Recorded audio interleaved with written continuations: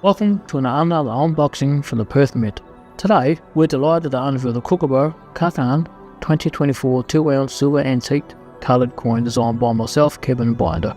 Accompanied by a number certificate of authenticity and housed in a display case and illustrated shipper, the coin portrays a painted representation of a kookaburra or Kaa Kaa and is known to the Nyoongar people of the southwestern Australia. The coin is struck from 2 ounces of 99.99% pure silver with coloured and antique surfaced treatments.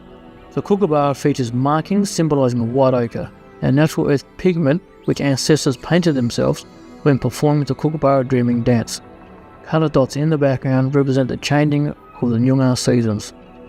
Incorporated within the image is the P125 mintmark signifying the Perth Mint's 125th anniversary and the 2024 year date. Issued as an Australian legal tender, the coin bears a down-thorn effigy of His Majesty King Charles III, as well as the weight, purity, and monetary denomination.